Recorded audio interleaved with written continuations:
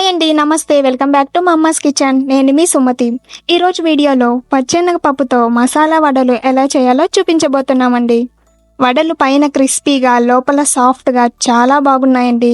ఈ మసాలా వడలు ఎండుమిర్చి కారం కాంబినేషన్తో తీసుకుంటే టేస్ట్ ఇంకా బాగుంటుంది. మరి ఎండుమిర్చి కారం ఎలా ప్రిపేర్ చేయాలి అన్నది ముందుగా చూపిస్తాను, చూసేయండి. మీడియం సైజ్ ఉల్లిపాయలు 2 ఇలా కట్ చేసి పెట్టుకున్నాము.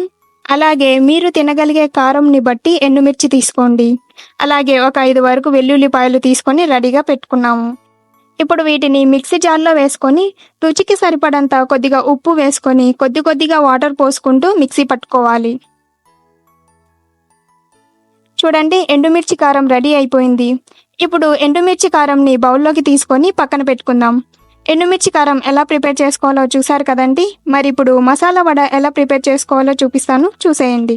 మసాలా వడ ప్రిపేర్ చేసుకోవడానికి ముందుగా బౌల్లో 1 గ్లాస్ పచ్చెనపప్పు తీసుకున్నాం. మేము తీసుకున్న పచ్చెనపప్పు వెయిట్ వచ్చేసి 300 గ్రాములండి.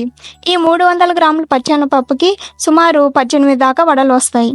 ఇప్పుడు వీటిని శుభ్రంగా వాష్ చేసి బౌల్ నిండా, అంటే పచ్చెనపప్పు మునిగేలా వాటర్ పోసుకొని 3 గంటల పాటు నానబెట్టుకోవాలి. ఈ పప్పు నానేలోపు వడకి కావాల్సిన ఆనియన్ మిర్చిని కట్ చేసుకుందాం. మీడియం సైజ్ ఉల్లిపాయలు 2, 3 పచ్చిమిర్చి, అలాగే కొద్దిగా కరివేపాకు ఇలా సన్నగా కట్ చేసి రెడీగా పెట్టుకున్నాం. చూడండి, పప్పుని గోటితో కట్ చేస్తే ఇలా కట్ అయిందంటే పప్పు బాగా నానిపోయినట్టే. ఇప్పుడు పచ్చెనపప్పుని స్టెయినర్లో వేసి వాటర్ మొత్తాన్ని రిమూవ్ చేసి ఈ పప్పుని మిక్సీ జార్లో వేసుకొని వాటర్ వేయకుండా పప్పు మరీ సాఫ్ట్గా కాకుండా కొద్దిగా బరకగా ఉండేలా మిక్సీ పట్టుకోవాలి. సారీ అండి, ఇక్కడ మిక్సీలో వేసి గ్రైండ్ చేసుకునే వీడియో క్లిప్ మిస్ అయిపోయింది, అందుకే అది చూపించలేకపోయాను. ఇలా మిక్సీ పట్టుకున్న పిండిలో రుచికి సరిపడంత ఉప్పు, ముందుగా కట్ చేసి పెట్టుకున్న ఉల్లిపాయ ముక్కలు, అలాగే సన్నగా కట్ చేసుకున్న పచ్చిమిర్చి, కరివేపాకు వేసి, అలాగే ఇందులో 1/2 టేబుల్ స్పూన్ దాకా అల్లం వెల్లుల్లి పేస్ట్ వేసుకొని, ఇప్పుడు వేసుకున్న అల్లం వెల్లుల్లి పేస్ట్, ఉప్పు, ఉల్లిపాయ ముక్కలు, కరివేపాకు, పచ్చిమిర్చి ఇవన్నీ ఈ పిండిలో బాగా మిక్స్ అయ్యేలా కలుపుకోవాలి. ఇలా పెట్టుకున్న పిండిని చిన్న బాల్స్ లా చేసుకుంటే వడలు ఒత్తుకోవడానికి ఈజీగా ఉంటుంది. పిండిని మొత్తం ఇలా మీడియం సైజ్ బాల్స్ లా చేసుకొని పెట్టుకున్నామండి. ఇప్పుడు స్టవ్ పైన కడాయిలో డీప్ ఫ్రైకి సరిపడంత ఆయిల్ పోసుకోవాలి. ఆయిల్ వేడైన తర్వాత ముందుగా మనం పిండిని చిన్న బాల్స్ లా చేసి పెట్టుకున్నాం కదా, ఈ పిండి బాల్స్ని వడల్లా ఒత్తుకొని ఆయిల్లో వేసుకోవాలి.